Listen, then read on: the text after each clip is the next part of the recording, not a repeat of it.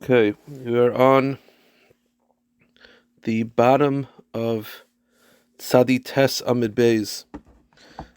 We are, find exactly where we are. Sorry, let me just get the Gemara.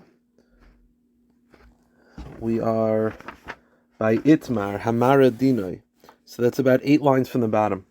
So we said in the previous Gemara that Rav Yochanan, I believe it was Rav Yochanan, that if you give, Shmuel held that if you give a butcher a cow to slaughter and he messes up, he's chayiv because it's maziku, paisheyahu. Rav Yochanan held that you're only chayiv, even if he's an uman, you're chayiv, assuming you pay him. Fine. So itmar, hamare dinar l'shulchani. See, those cases, the person actually did a hezek biyadayim. Like he shechted improperly. That's maziku paisheyahu. Now here's the question.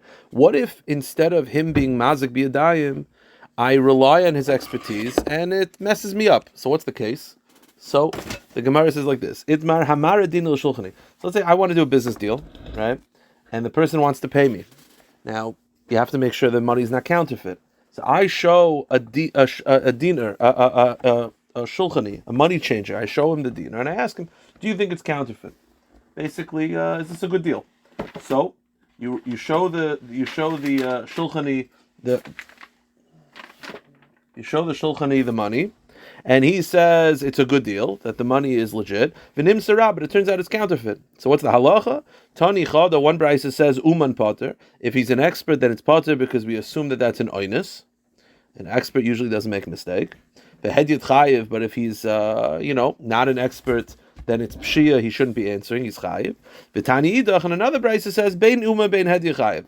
And another brisa says both are chayiv, an expert as well. So we have a stira, a contradiction, whether an expert is chayiv if he messes up and gives the wrong advice as a money changer. So how do you reconcile this contradiction? Amra Papa Kitani Uman Pater. Rav Papa says when one brisa says an expert is pater, that's referring to a high-level expert, like the highest level expert. When the other one says uman is chayiv, it means a middle level. So there's basically 3 levels. There's a novice who's not an expert at all. He's a pshia. He should not be answering. Then there's the highest level expert, a world-renowned expert. If he makes a mistake, that's an oinus. That's connected, not normal, and therefore that's an oinus. And then there's a middle level expert, which he's an expert, but he's not world renowned. Then he's chayiv. So the Gemara says, what's an example of a high level expert, a world renowned expert, where if he makes a mistake, it's considered an ones? Kigon danku ve'isser. These were 2 money changers. Their name were Danku and Isser. They were world renowned. They are world renowned experts. They are the top of their field. So the Gemara says, Kasha, El B'maito. Well, if the top of their field, that's how they mess up, right? They're the top of their field in expert and coinage. So how they mess up? So the Gemara says, the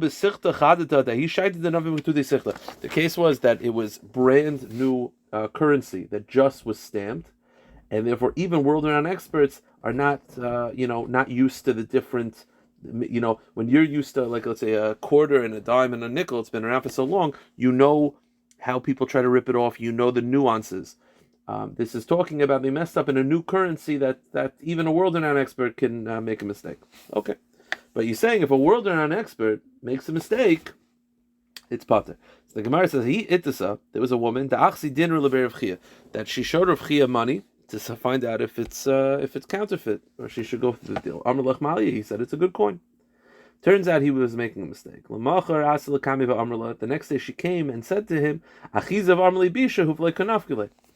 took the money from him, it turns out it's counterfeit, so I'm messed up. So Amr le Rav, so Rav Chia said to his son, Zil Chafanila. So Rav Chia said to his son, give her money, pay her for the mistake that I made. And write on my ledger, this was a mistake on my part. I shouldn't have gotten involved. So he made a mistake and he paid for it. Now here's the problem. Rav Chia was a world-renowned expert. The same level of Danku and Isser. We just got finished saying that a world-renowned expert doesn't have to pay. So the Gemara says, you just got finished saying that a world-renowned expert who makes a mistake, it's an oinus, he doesn't have to pay. So Rav Chia nami lav lemigmar kaboy. Rav Chia was also a world-renowned expert, so why is he paying? So the Gemara says, Rav Chia lifnei mishur sadin hu da'avid. The answer is Rav Chia did not have to pay. He did it lifnei mishur sadin. He did it to make shalom. Kedetani Rav Yosef, as Rav Yosef taught, the pasuk says, This is last week's parasha. Last week's parasha in Yisro. It says Vadat lehem. The pasuk says that Yisro told Moshe, "You'll teach them." Zeg beis chayehem. This refers to Torah. Es haderech zukmilas chesed. Yelchu, the way it should go, zubikar cholim. Ba zukfura, the mitzvah of burying the dead. Es hamaisa zehadin, that's the laws. Asher ya'asun ze lifnim mishur sadin. So that's the source in the Torah for lifnim mishur sadin. So Rav Chia really didn't have to pay, but he did lifnim mishur sadin. So the Gemara says the following story. Now it's interesting. Why is it that if a money changer makes a mistake, and he's not a world renowned, but he makes a mistake, so he has to pay? Now, every other case till now, the mistake was a hezek biyadayim, right? If I'm a shaykh and I mess up, I'm hezek biyadayim. Over here, I'm a money changer, I make a mistake, so I have to pay. The truth is, the Gemara says this is an example of dina degarmi, which is, it's not just a cause, it's a direct cause. And we had last time, it's a machloikes tanoim whether you're doing dina degarmi. So the whole assumption that a money changer who makes a mistake will have to pay is assuming doing dina degarmi. So says the Gemara, Rish Lakish achveli dina l'Rav Elazar. Rish Lakish showed a dina to Rav Elazar. Amar, and Rav Elazar said, Mali, it's a good dina. So Amar lei chazi dalach kasamichna. Rish Lakish said, be careful, I'm relying on you. So Rav Elazar said to him, Amar lei ki samach zamayim. What do you mean by that? Obviously, you're telling me that you're relying on me, meaning that if I'm wrong, I'm going to have to pay. As we said before, a non-world or non-expert who makes a mistake has to pay. It says, and what's the mechanism? Dina degami. Here's the problem. So Rav Elazar said to Rish Lakish, aren't you always the one who said that Rav Meir is the one who paskins Dina degami, which implies that Rav Meir is a das yachid? My love, Rav Meir v'leisril kavase. Does that not imply that Rav Meir shita is that, but not everyone else? The Gemara says, "Loi, Rav Meir Srila Kavasi." No, Rish Lakish said, "No. You will have to pay because of Dina Dagami, and we pass him like Rav Meir." So when I always said that Rav Meir said this, I didn't mean to say that Rav Meir is Das Yachid. We pass him like Rav Meir. Now here's the question, which will basically take us to the next Amid, to the Mishnah, and then we'll just do the Mishnah. That's it. The question is, which Rav Meir? Where is the source that Rav Meir is done Dagami? Which is again that if there's a hezek that is not done biyadayim, you still have to pay. Where is the source of Rav Meir done digami? So the Gemara says, hi Rav Meir, where's Rav Meir? So we're going to offer three or four options. And the last one is what we'll accept. So the Gemara says, which Rav Meir? So let's go. Ditnan. This is a Mishnah in Bechiris. Don et hadin. If a judge in a monetary case gives a psak, zika zachayiv, and the person was actually guilty, but he made him innocent, or chayiv is zakai, or if he ruled him guilty when he's actually innocent, so he messed up. Or timas atahar, he declared something tamei when it was actually tahar, or tiras atame, or he declared it tahar when it's actually tamei. Masha asa yasu. The psak is the psak. We're not going to undo the psak because we need bezdin to be strong, but yishalme beisai, the judge has to pay. So you see over here that a judge paskined incorrectly. He didn't do anything biyadayim. He paskined incorrectly, and he has to pay. So if, let's say, he says Reuven owes Shimon $100, it's not true. So he'll pay. So Reuven paid the $100. He'll pay Reuven $100. Why does he have to pay? It wasn't biyadayim. It's garmi. He caused, and this is a stam mishnah Rav Meir. So you see that Rav Meir holds din de garmi. So the Gemara says, wait a minute. Didn't we say upon that mishnah Amar Viloy Amar Rav? Rav said that's only true if the judge himself hands the money over. Meaning, the case is not where the judge just says, Reuven, you owe Shimon money, and backs out. Because then, that's din degami, and Rav Meir maybe holds, we don't say din degami. So why does this Mishnah say Yechayiv? Says Rav, it's dafka where the judge takes the money from Reuven and hands it to Shimon. He actively does it biyadayim. He fulfills the judgment biyadayim. So, okay. So the point is, because he actively did it biyadayim, that's why he's chayiv. We're looking for a source that Rav Meir would chayiv dina degami. According to this, it's not a case of dina degami. It's actually biyadayim. So it's not a good makar. Elahar Rav Meir. Let's find the second one. The Tanan, we had this before. L'tzvaya adam l'tzova shachar. If I'm a dyer and you give me wool to dye blue and I dye it black, wrong color. Shachar b'tzavei adam. Rav Meir oimer doing something. Sorry, you have to pay. Oh, that's the garmi. So the Gemara says, no, it's not. That's hezek biyadayim. I did the wrong dye. That's not a causation. That's active. Hasam ka'avi biyadayim. So no good source. Let's go a third source. Elaharav Meir. We know that if you take different species, let's say you take a vineyard and you plant a grain, wheat near a vineyard, it's klayim. If it's grown, you can't eat it. You have to destroy it. So let's say my friend has grain. I take my vines and put it on his field, and it starts to grow. So I caused the grain to become klayim. The halacha is I have to replace that which you have to destroy. So let's say because of my actions, the crops became klayim, and you have to destroy $100 worth of crops. I have to replace it. Oh, that's Dina the Gami. And the Gemara says, no, it's not. It's pretty obvious responses. That's Biyadayim. I took the vineyard and I put it on the grain. How is that Garmi? That's Biyadayim. Elaharav Meir. So rather from this halacha and this we're going to accept. The Tanya. The halacha is like this. You're not allowed to plant a vineyard next to grain. Now let's say there's two different people that own two different things. The halacha is they have to have a gap of 4 amas. So who's responsible to distance from the other? So I have a vineyard, you have grain. I want to plant it on the edge of my field, you want to plant the edge of your field. There's no daled amas.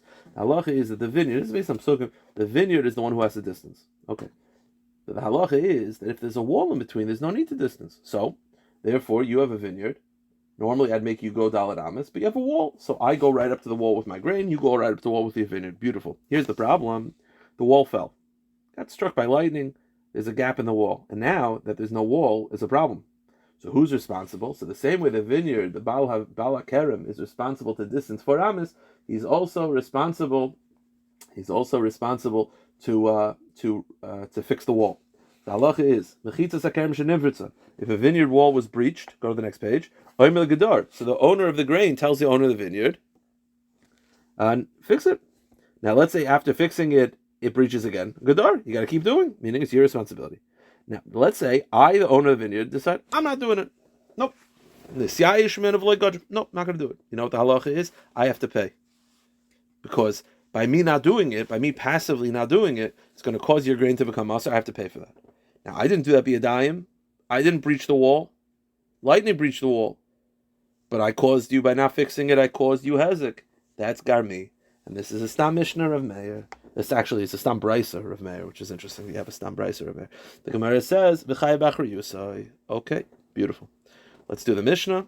The mishnah says, "Hanoisin semer letzava." If you give wool to a dyer to dye, v'ekdichu yoyre, and he ruins it, noisin demitzare, he was mazik b'yadayim, he has to replace the wool. So far, so good. Now tzave kolur. Now let's say I asked him to dye it blue. Now we've had cases where he gave the wrong color. He did the right color, but he did a very, very bad job. Kolur means he did it poorly. As we're going to see, it's patchy. He didn't do a good job. So here's the problem. It's hard to say, if it's the wrong color that we had, that the sheet is before, that you're a ganef, it's an act of theft, and shina is kaina, you just replace it. The problem is it's the right color. So there's no shina here. On the other hand, and you can't say it's mazik, on the other hand, I'm not paying you for what you did. So here's the halacha. The halacha is, the dyer has the weaker hand. Therefore, here's what we calculate. If the improvement to the wool exceeds the cost, so let's say it's a $10, the raw materials were $10. I gave him the wool, it was worth $10. The cost of him dyeing, I'm not paying him for the job. I'm not going to do that. Let's say he wants $1,000. I'm not paying him $1,000. But here's the deal. We got two things to figure out. There's his cost, not what he wants to get paid, but his actual expenses, right? The wood, the materials for the dye. Let's say the raw materials that it cost him was $5. After dyeing it, albeit poorly, the wool went up $10. So there's the improvements, which is $10, and then his cost, which is $5. The halacha is, we take the smaller amount and I pay him. So I don't pay him what he wants. I don't even pay him the improvement. I give the cheaper amount. If his cost of materials is less than the improvements, I give the cost of materials. If the improvement is less than the cost of materials, I pay for the improvement. That's what I do. The Mishnah says, okay. Now the last case, as we had, if you're supposed to dye it red and he dyes it black, wrong color, so that's an act of geneva, and because it's a different color, shina is kaina. Therefore, Rameir says the ganef, the dyer, keeps it. So if I give him raw wool and I said, "Can you please dye it red?" but he dyes it black, so he acquired it through the theft, and he just gives me back the raw wool. Truth is, he kind of gets off pretty sweet. It's an act of Geneva, but it's sort of like I went to the store for him. Like I brought him the wool, and he used the wool, and he made black. Maybe he wanted it black, and now he's hanging it up in his house, and he just pays me for the raw materials. So it says, that's Rav Meir's shita, but Rabbi Yehuda doesn't like that, because Rabbi Yehuda feels it's not fair that he should benefit from this, that he should walk away with nice black wool. That's not fair. Rather, we make him return the wool. So what do I pay him? As he messed me up. He gave me the wrong color. So here's the halacha. Same thing. You figure out his cost, and you figure out the improvement. Whatever is cheaper, he gets. This is a penalty because we don't want him to walk away with beautiful wool, and therefore that's the halacha. Now the Mishnah said if he died poorly, then you figure out the cheaper amount between the expenses and the improvement, you give it to him. Now my kaur, what does it mean that he died it poorly? Kalabus. It means he died it with kalbus. What is kalbus? Rabbi Shmuel kafra dudi, meaning the residue at the bottom of the cauldron. He didn't use great dye. He used the residue at the bottom of the cauldron, and therefore the color is not as deep. It's not as dark. It's not as luscious, and that's what he did. I will stop here. Pick it up on Sunday.